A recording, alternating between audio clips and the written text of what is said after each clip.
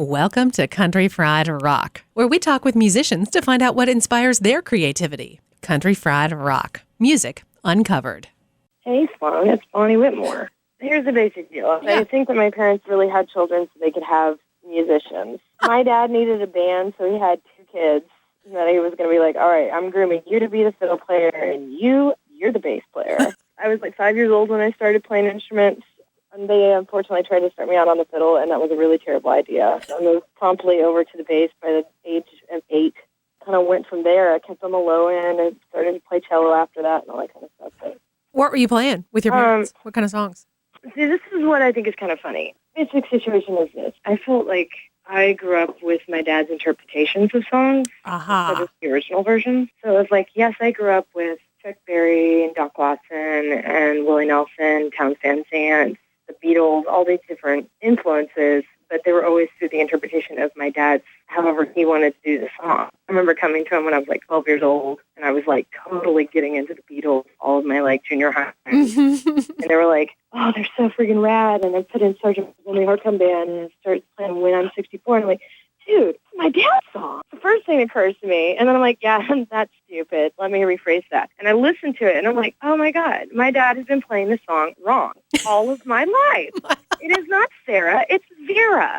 Totally messes up the second verse. So I came promptly home and be like, Dad, you've been doing a Beatles song you didn't tell me, and you've been singing it wrong, and like how to make him correct. But it was just sort of funny to have that kind of background with music instead of like, most people remember playing records. No, it was my dad playing guitar, or my mom was in the other room singing opera, you know? It was just, that's the way we threw down in the Whitmore house. Were the Beatles the first band that you were able to discover on your own what the original sounded like? Well, it's hard to say. If I really kind of think back, we didn't do very many road trips as kids. My dad's a pilot, and I know that makes me sound so like hoity-toity, but we didn't drive to places. We flew. And I don't know if you've had any experience with a small airplane, but listening to music while in a small airplane is kind of hard. So there wasn't like road trip music going on. But I do recall like the few times that we would go down to Corpus Christi. We'd drive down there, and this old beat-up Ford truck of my dad's, we would listen to the Traveling Wilburys. I know we had Tom Petty and we had Bonnie Raitt. So even the music that I did hear, some of it was eclectic. And, you know, yeah, of course, there was like top 40 country that would be on the radio station, but I don't really consider that like that was just the station my dad like tolerated. My mom tolerated the classical station. There was no other pop or whatever going on. When or what did you start finding that was just you? You know, I do think that like the Beatles was sort of my like first gold star find for my own self. I was also influenced by my sister's taste, which she had horrible taste. She like got me into Erasure, and let's see, where else did we go? And from there, then it eventually, you know, Led Zeppelin was found when I was like 14 years old, slowly all over that, and you know, it kind of led into a whole bunch of other stuff. I mean, it took me years to really get into like totally into the Rolling Stones. It took me forever to get to that point. Like, I think I was like 24 when I decided, all right, I get it now. Yeah, I was so not a Rolling Stones fan. I think it was because Mick Jagger had bigger lips than me. I don't know. That's not really it. I guess once I got like the backstory and I really started getting into like the historical fact of like, you know, music, then you sort of I can come to the Rolling Stones with a totally different aspect when you know that like Muddy Waters was the big influence, you know, and they were like, oh, okay, I get it. It was black music that you were like wanting to play as a white British guy. You were playing music that wasn't of your choosing for a really long time. At what point did you start playing stuff that was what you wanted to play? When I was 15 years old, my dad had this friend that he really loved his music, really believed in his songwriting and everything, and he was wanting to put together a band. And what better band than his daughter? I'm 15 years old, and I get hired as this guy's name's Brent Mitchell, bass player. And so, like, before, everything was always playing songs with my dad. It's my dad's band, and, you know, especially as a 15-year-old, you're kind of like, oh, that's so not cool. I was such a brat. And then, like, here was this guy, and I, like, totally dug his music. It was beautifully written songs. There was a whole lot of imagery in it. And, you know, especially for a 15-year-old, you know, to, like, find something that actually does have meaning and like it, it's pretty impressive to me. So I started playing with his band, and then I just sort of, then it became like, not that I didn't love playing with my dad, mind you. Like, I don't want to get the wrong impression. He wasn't a slave driver or anything like that. But it was definitely like, it was something that I always did. So it wasn't something that I came to and found and fell in love with. By starting to play music with other people outside of my family, I really got into, maybe I do want to do music. Mm-hmm. Because, up until that point, I was destined to be a rising, actress star. But yeah, no, I started playing in local bands in the Dallas-Fort Worth area through my high school years, and that really got me into it. And also by way of playing with the Britt Mitchell band, I understood the crafting of songs, and it made me want to do that. So when did that happen? I was 16 when I wrote my first song. I was 22 before I wrote one that I was proud of. Right, sure. It took me a while to really get into it and really feel comfortable in speaking and saying and telling the story the way that I wanted it. Hey, Sloane, it's Bonnie Whitmore. So once you were doing your own thing, where did that take you? Well, I moved down to Austin. I lived down there for a number of years. I had a duo group with another girl by the name of Jamie Blythe, and we went by Bonnie and Blythe. We were really big in the hill country. That was especially that time period. I was really just excited because I was completely supporting myself on music. Didn't really go to college. I can't really sing that story. I did not get along with school. We tried, but it was just dude, seriously, moved on. And I played with bands down in Austin, Texas. I played with Susan Gibson. I played with Shirley King. Ray Willie Hubbard picked me up for a couple shows every once in a while or something like that. I just got a chance to play with some great Texas singer-songwriters. Got into putting together my own group, being Bonnie Whitmore instead of the bass player. And I did that for a spell, and then I kind of got this weird bug in me that I was like, okay, I'm going to go and I'm going to travel. I'm going to do all these different things. Decided I needed to make a new change, so I moved to Nashville. I keep saying it was 5 years ago, but I think it was more than 5 years ago now. Moved out there, and luckily for me, I had a guy that I was playing bass with had moved up there, so I could at least get up there and start playing music right away instead of having to really slosh around, get people to notice you. So the basement in Nashville, this is the best one. So I was playing with this guy, Mondo Signs, who I love, absolutely love. And I'm playing with the guy that owns the place, Mike Grimes, whatever. He's a bass player. And so it was it didn't matter if I was good or not. It was if you were a good bass player, I will book you. And I was like, yes, awesome. This is the way I like doing things. I totally work Nashville from the back door, not the front door. Right. The record store and the venue combined. It's just, those are two things you don't really find as often and as cool as they are, Yeah. And really, it was the best sound. There were plenty of other places to play in Nashville, but none of them sounded as good. Kind of the draw. And it was because it was a small place, too. It's you got 10 people in an audience, and you were like, dude, I'm rocking out. This place is packed. Whereas when you get 50 people, but in a 300 room, you're like, I'm so lame. So how did Nashville evolve for you? Nashville taught me how to write a song, really write a song. And I got a chance to do some co-writing. I did a couple of songs with Amanda Shires. I co-wrote with another guy from Oklahoma by the name of TJ McFarland. And, just kind of really got into it. I say that this album that I put out, Empress Ashes, I'm extremely proud of that album for a lot of different ways. But they were all I'm really proud of each one of those songs, Did you do the whole co-write situations, or were these more organic in that you were friends with someone, you said, hey, let's write a song? Yeah, it was more hey, let's write a song. I did do a couple of writing sessions with people, but we never really got that far. I did sit down and I wrote a song with Mondo. I have yet to go back there and play it again. Not because I don't like the song or anything like that. It just didn't come. Most of the time when I write with somebody, when it fits, it's so easy. And it doesn't always happen. I've written a number of songs with Amanda Shires that we haven't released by any means, or I like them, so I put them on my record. Those two songs that we got out of it, the first one that we wrote was GTO, which is on my record, and it's a fun song that we wrote completely hungover the next day, and it came out. And there we go, we had the song. And the next one we wrote together that we finished was Cowboy Lullaby, and that one, we kind of had I had some writing, she had some writing, and we just sat down and we created this song and progression and all that kind of stuff. And it really worked for that song. So each song has its own individual personality, and you can't, at least I can't assume that I can write every song the same way. Several great musician friends of Country Fried Rock generously donated songs for a free music sampler. Download it at noisetrade.com/countryfriedrock. 19 songs to help raise awareness and money for Nucci's Space, a nonprofit serving the mental health needs of musicians in the Athens, Georgia area. Find out more about Nucci's at nuci.org. Hey, this is Bonnie Whitmore, and you're listening to Country Fried Rock. What led to that looking like it was going to become a record? Well, there are two things that occurred. I had put out an album, but it was a whole bunch of songs that I slapped together. And it wasn't a conceptual piece. It was like, well, this is what I have, so let's put it together and let's put it out there. The reality of it is, even though I used to call it the record with a whole lot of heart, there wasn't a lot of, as far as like somebody who just liked me and believed in me, yeah, they'd buy my record, but it wasn't something that was going to get like any type of critical acclaim. And that was fine. I mean, it was great for first record and, get that one out of the way. But Embers to Ashes was, well, first of all, it's about a breakup. Pretty easy to like put something together, but it wasn't just about like, okay, well, I had a breakup, so I'm going to like make this all about that. That's my joke. I will say that it's about a breakup, but it's not just about that. It's just these songs fit together.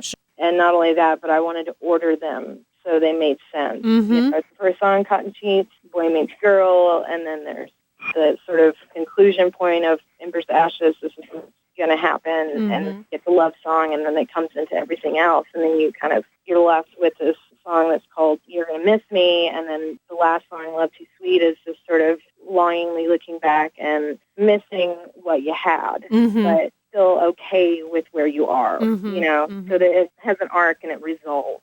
I wanted to make a very conceptual piece to where anybody can relate to it in some way. There's darker stuff on there, and there's lighter stuff, and there's stuff that's really dark that doesn't sound like it is. It matches up with everybody in one way or the other. At least that's what I was going for and hoping for, and even in the imagery of the pictures and things of the record. I wanted, because it just is more of a further symbolism, I found this abandoned house, and it was beautiful, and it was trashed out, and in that one picture that's in the middle of the album, they even took the kitchen sink, completely dilapidated. And seeing as the kitchen is such a focal point of any house, to see one so tattered and taken apart and left in ruins was the best way I felt to symbolize what you're about to get into. There's definitely some dark. Yeah, you were saying the ones that are dark but don't sound dark. Right, exactly. It's like all of a sudden you're tapping the toe and you're getting really into it. And then the second listen, you might hear it a little bit more and you're like, oh, wow. Oh, she just killed that guy. And you're rooting for them. In terms of the technical aspect of this particular album, where did you choose to record and what were your thoughts on what you wanted to bring into that recording process? A lot of that had to do with Chris Masterson, who I will elaborate in saying that he is my brother-in-law. I wanted to record a record, and I wasn't sure if I wanted a full-length one or if I wanted to do an EP. Chris had produced my sister's record, the first one that she put out called Airplane, and I got to participate in that one. And so I started jockeying around to see how I could do it and how I could afford to do it. And it was sort of like all my buddies sort of came together to be part of this project, because not just because I think that they musically thought it was fun and it was easy, and it just happened, like an organic situation where I asked Chris, like, I guess a couple of weeks before we went into the studio, and I was able to get the studio booked because they just happened to have a day, 2 days open, and, all that kind of stuff. Everybody came in there. Nobody really knew anything much, and it was perfect for that. And we cut that live. Drums and bass, guitar and vocal. Most of those vocals I did in the box while we were playing it all together. It was more of the meant-to-be categories than the let's organize and plan this sort of thing. I'm a procrastinator by my nature. It just works better just to like go, hey, cool, let's have a cool hang. We got the studio. Yeah, dude, are you available? Cool. Come on in. This is going to be bad, Right. It's like Falcon Valdez, who's my favorite drummer that I've ever played with. George Reese is amazing. Did all the guitar, electric guitar, 12-string guitar, baritone guitar, sang harmonies on it. Like, he was definitely the multi-tool fastener of the group. And my sister played fiddle and sang, and we knocked it out of the park. We got Rich Hinman was the only real true overdub that we did on pedal steel. Once it all just kind of came together, you just kind of jumped in and did it. Mm-hmm. And then as that all came together fairly quickly, what was your vision for what you wanted to do with it? Oh, I had big visions. Unfortunately, those don't always pan out. So I sat on that record for a little while because I wanted to do it right. I picked a really wonderful time in our economy and basic now hatred for the compact disc to release a record, especially as a new artist. And so it didn't quite have the flight and reach that I wanted it to. It's still alive, and I get to find new people that haven't heard it every day. It's been a slow kindling fire. I'm hoping to go into the studio again this December with the same kind of crew, get a new record put out. So that's the plan. That's on the horizon. Hey, this is Bonnie Whitmore. You can check me out online at bonniewhitmore.com, or you can go to Bandcamp and download each song or all songs. I have tried to do things in order to get my foot in the door. I mean, I'll be brutally honest about myself and say that I used to play a 5-string Yamaha bass. I don't anymore. But I showed up with a vintage 72 Electra knockoff Gibson bass, and they were like, dude, holy shit, what is that? Or I have this old vintage Gibson J45 War Series that was my dad's. If I walk in and they look and they're like, oh, God, it's another female singer-songwriter. Right. They were like, but that's a really pretty guitar. So I'm going to listen a little bit. As long as I can tempt them with enough eye candy in that aspect, then I know I can hook them. Whatever it takes. I mean visual eye candy by the sense of the guitar, not me. I've definitely conned my way into situations just for the instruments that I play. It's weird how that is. If you show up and you have it together and you have long gone are the days of we just want to get drunk and get high and tour band. I'm not saying that it doesn't still happen, but somebody in that crew is making sure that they can get to the next gig because it's so cutthroat now. If you are going to be up, people are not going to give you the time of day. Let's talk about that because, I mean, especially even just in the last 2 years, this has ramped up big time of the need to be on the road constantly. Well, you have no other choice. Here's the reality of having this whole, not just the economy, I just mean the economy of the musician, music in general. This younger generation that's getting into music has no concept of what music costs or how it's made or any of that type of stuff. They just see it as something that's free and it's out there and they can take it whenever they want. And in some ways, I'm guilty of it myself, but I have more of a rounded history. I'm not calling myself old here by any means, but I think I have more of an idea of the evolution of music, whereas I feel like younger generations don't necessarily, if they don't know that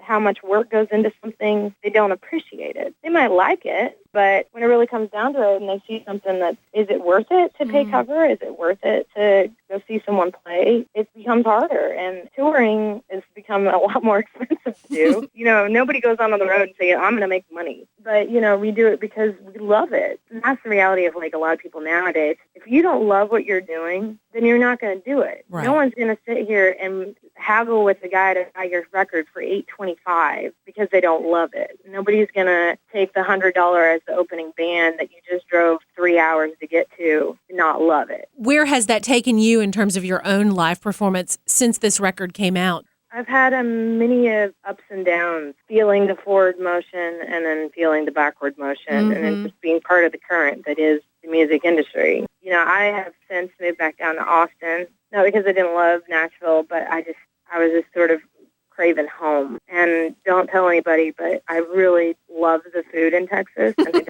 love the food in Nashville. Authentic food of Nashville is Prince's Hot Chicken and Meat and Threes, which are delicious. But for metabolism, I can't sit there and eat them every day. Right. And then when you try to go to a fancy organic place or whatever, you pay out the nose for it. Right. And that just doesn't impress me, especially when there's no actual chef that's in the kitchen. Right. I've paid more money for food in Nashville than I have in New York City. And I get better quality in New York City. That's where my loyalty lies as far as that goes. And this is a whole other side note, is that I started working at this joint as a baker at the Family Wash. Love that place. And, kind of got it back into doing that kind of stuff. And now I have my own little bakery that I do and mostly do events and stuff like that. But, cool. I have a huge appreciation for food. Pastries, or are you breads? Cakes and pies and other stuff. I do breads, but I'm mainly doing the desserts for the restaurant. At first they were just made us somebody just needs to make something. And I'm like, well, I bake, whatever. So I started doing some of the desserts, and it wasn't just me. There was a couple other people that would do desserts on different occasions, but I started really, like, inventing new recipes. Cool. And so then that's when I kind of was like, okay, well, this is awesome. I love strawberry shortcake. How can I make this better? Going into all thing. And I started a baking blog, which I've totally procrastinated and not done a whole lot on lately. But, like, I just did, a friend of mine had a wedding at the end of June, and I made the wedding cakes with the help of my mom. And we made my first 3-tier, beautiful wedding cake that we were so grateful that did not fall over. I do not understand when people have these terrible tasting cakes. This is cardboard, and you paid how much money for it? Because it looked pretty? Oh, I will take taste over prettiness any day. Not to say that my cakes aren't pretty, but I spend more time on the value of the taste of the cake. Hey, this is Bonnie Whitmore, and you can check me out at bonniewhitmore.com. You can pick up my CD, Embers to Ashes, on Bandcamp, CD Baby, iTunes. Just type in Embers to Ashes, and you can download me. What of your inventions have you ended up being like, yeah, this was awesome? Well, I do strawberry shortcake is one, and I think this is one of the ones I posted the recipe on my blog, and it's a lavender-infused sponge cake with strawberries that are soaked in a caramelized orange liqueur and then cream cheese whipped cream. And so you make it a double layer, and I did this, my friend Scott Davis, he's a guitar player for Hayes Carl, got married, and they wanted a variety of different stuff, but that was their wedding cake. So that was a really fun, really beautiful, wedding cake that everybody devoured. Another one, I did a take on key lime pie with meringue and using ginger snap cookies and almonds for the crust. And you have to keep it in the freezer. So like when you bite into it, it's like sorbet, and it's so delicious. It sounds fantastic. That's another one of my faves. And I've just done like Irish coffee cupcakes, like poached meringue topping, whatever I can think of. I try to come up with some new ones. Right now I'm trying to figure out a really tasty vegan cake. This is a challenge that I'm not sure if I'm going to make it or not, but I'm going to try. It's like taking all of my arsenal away. It's like no eggs. So you moved back to Austin, which of course is full of wonderful music all the time without ever leaving town, but you're still on the road a lot too. Yeah, I mean, over the past couple of years, I'd toured with Hayes Carl, went out with them for the majority of 2010, released my record last year, out trying to promote and do that one upright. This year has been a lot of, some of it I've been out with the Mastersons, doing some shows with them, and went out with Graham Weber, who's another songwriter from Texas. Yeah. Right now I'm out with Chris Porter from Some Dark Holler, and we're doing some shows together, so it's sort of like roundabout. I'm always crossed between playing bass and doing my own stuff. It's weird because I'll do one situation where I get to play on like Austin City Limits, and I'm just like in a total high from it. And then the next day I'm like, wait, 10 people are here, and I'm not going to make any money on this gig. Just sort of having those. There's a lot of humbling moments that I just kind of take it in turn and just keep on doing it because I mean, honest to God, I don't know what else I can do. With the ups and downs, it sounds though like you're reflecting on it a little bit differently than maybe even you were 3 or 4 years ago. Where's that leading for you with this upcoming record that you want to have happen? I'm wanting to do a Kickstarter, which I wanted to time right before the holidays to also tie in with my bakery. Last year I did 50 pies. Oh, wow. For Thanksgiving and Christmas that I would make, and I would deliver them to you. Whole deal. This was for an area, mind you.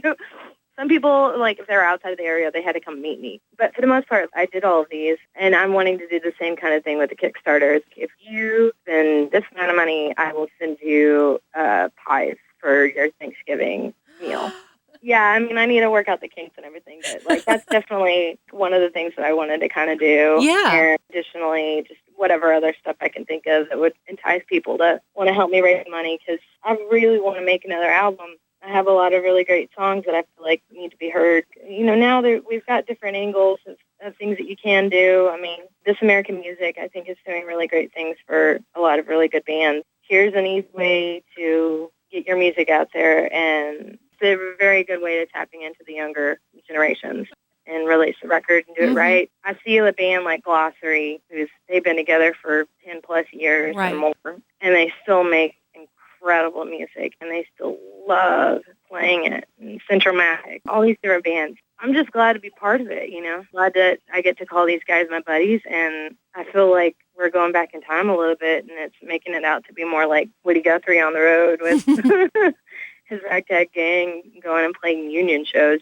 Well, actually, I was thinking about that just in terms of this last little run that you did, more in terms of setting up your own bill. So there's an opportunity for you to play your stuff, an opportunity for you to play with another band, but that everyone kind of has different roles at different times by creating their own bill in that way. I think the nice part about creating your own bill and kind of getting to know some of these other bands and everything is then you get to actually see your friends. Being a musician and being in a band and everything can be really lonely. And it's the reason why we write so many lonesome songs, because the road is not a place that most people love to be on. It takes a special personality that likes that. You said you've got a set of songs, or at least some songs already. What's different about them versus the more conceptual Embers to Ashes? I'm still going to make it a conceptual. I'm not exactly sure what the theme is going to be. I was thinking it was going to be kind of a sequel with a little bit more of a lighter side. I've got a few more, pretty songs, love songs. I mean, even my love songs, people would argue me, well, that's not a love song. I was like, well, it is in my own way. I mean, I wrote a song with Aaron Lee Tashton called Too Much Too Soon. And the whole tagline is, I'm trying not to love you too much too soon. I mean, it's that initial, you really like somebody and you're just not sure what to do with it. It's not going to be as dark as Embers to Ashes, but I think it's going to be just as strong. Again, they're all songs I'm really proud of. I'll have it be just as conceptual because that's how OCD I can get about stuff. So do you have any friends that you'd like to bring in on that project? Of course. There's always people I want to bring on the project. Getting them on it's another. When you find a group of people that can put together a record, make it sound as high of quality that you want it to, it's hard not to want to do that again. I'm really excited about going back in with Chris Masterson and hopefully getting Falcon Valdez on drums again. And, if I can get the crew back, it would be great. That's sort of my idea. It's always so much better, too, when you just have your buddies. And there's a few people that I think I would like to call on, but I'll just save that for the Kickstarter. Exactly. All right, you can find me online at www.bonniewhitmore.com. Bonnie with an I-E and Whitmore with no E. I hear you on that comfort level that comes from the familiarity, but also just from being friends with someone. When you know you worked well together, I played with a lot of really great drummers. That's a really nice feather in my cap to get to say as a bass player. When you find somebody that you really fit as a rhythm unit, Falcon's just that kind of drummer, and which is why he gets to be more sought after than a lot of others, and he gets to pick and choose the projects he wants to be part of, which I've been lucky enough to have him as a friend and someone who wants to play with me. So, and now his head is going to grow 10 sizes because I said this. I'm getting to work with the group Some Dark Hollers some more, which is really great, and another project that I'm part of, which is called The Pretty Pennies. So it's sort of throwback. It's my sister and another girl by the name of Leslie Medelson out of New York City. I think it was really my sister's intervention way of getting me to play the stand-up bass. That's another one that, we don't get to play together as often as we want to, but we know we have fans. That, to me, is more like getting back together, the family band. It's the three-part harmonies, the traditional songs. I think if we end up doing another Pretty Pennies record, it'll be a lot more original stuff. Really? Yeah, because I've started to do some more sort of ragtimey, stylistically writing, gravitates more to that sort of thing. Mm-hmm. The other thing that I am going to be putting together in Austin is a variety show, a throwback kind of to a Hee-Haw or Porter Wagner show. And that kind of stuff. And, I'm going to have my friend come out and do the soft shoe, but she doesn't smile when she does it. So it's not just going to be music. It'll be a whole collection of stuff. But it's another way of getting my touring friends that are coming through, kind of build something up. Because Austin is great in a lot of ways, and there's a lot of really good music every night of the week. And they're really huge fans of having residencies. But the only problem is with residencies is that people come out to see that one person and they don't really stick around for the rest of the evening. It's one of those things that you got to set up and start playing as soon as possible in order to get the people to that haven't paid their bar tabs yet, who are about to walk out. They're oh, please don't leave. Listen to us. Oh, it's not about a camaraderie. That's sort of just something that I want to employ more. Like you said about building a bill and having bands that you want to play with coming together and putting together a show and combining their fans. It's the same sort of thing. I'm wanting to have more of a community base with other musicians in Austin. So that's definitely what I have planned when I get back to Texas. And I think starting in October, we'll be doing our variety show. Cool. Thank you so much. I appreciate it. You too. Take it easy, Bonnie. You too. Bye-bye. Take care. Bye. Country Fried Rock. Find the full playlist from this episode on countryfriedrock.org. Check us out on iTunes. No music, just talk. Our theme music is from The Full Tones. Our Country Fried Rock stinger is from Steve Soto and the Twisted Hearts. Country Fried Rock. Copyright 2012 by Lily Pad Productions. All rights reserved. Ever he been helping us some country fried rock?